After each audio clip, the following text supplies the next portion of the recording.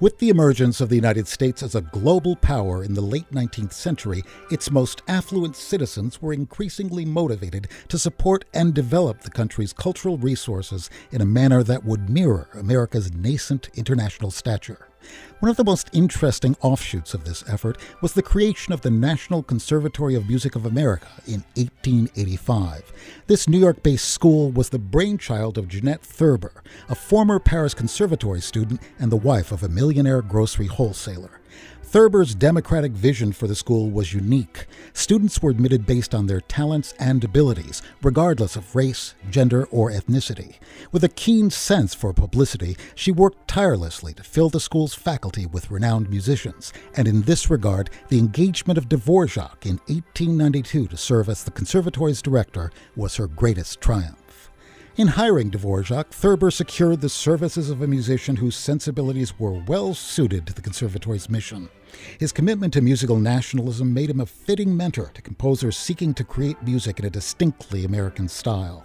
And as a victim of anti-Czech discrimination for most of his life, he was extremely sympathetic to the school's egalitarian ideals.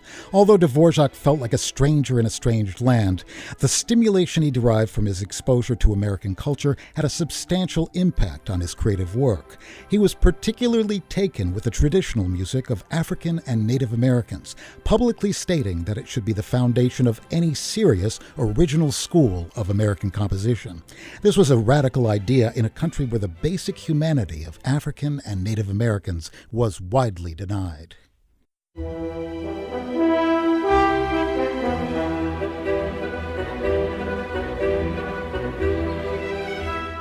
Dvorak's Ninth Symphony, to which he gave the subtitle From the New World, is by far the most well-known of the works he wrote while living in the United States. From the time of its Carnegie Hall premiere in December of 1893, the extent to which this symphony is an American work has been vigorously debated. Dvorak said there weren't any traditional American folk tunes in the piece, and that he had simply tried to express the characteristics of traditional American music that he found most compelling. Critics and scholars have been keen to identify folk music quotations in the work, but this search has been inconclusive.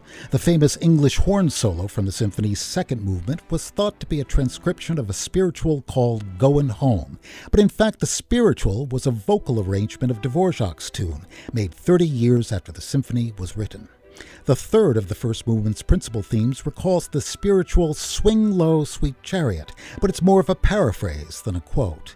And although Dvorak is said to have told New York reporters that the middle movements were inspired by Longfellow's epic poem, The Song of Hiawatha, attempts to connect the music with the poem's narrative have been speculative. In the absence of such specific musical and extra-musical references, we can consider Dvorak's Ninth Symphony as another creative descendant of Beethoven's most dramatic symphonies, a piece of abstract music that is informed by what Tchaikovsky called the unburdening of the composer's soul, distilled to its sonic essence. The America that Dvorak encountered was unlike any place he'd ever been. Optimistic, energetic, noisy, enterprising, deeply patriotic and religious, a land of vast expanses and endless possibilities. The feelings and sensations these impressions evoked within him form the emotional and poetic core of this symphony, the starting point for a timeless portrait in sound of America on the brink of its first maturity.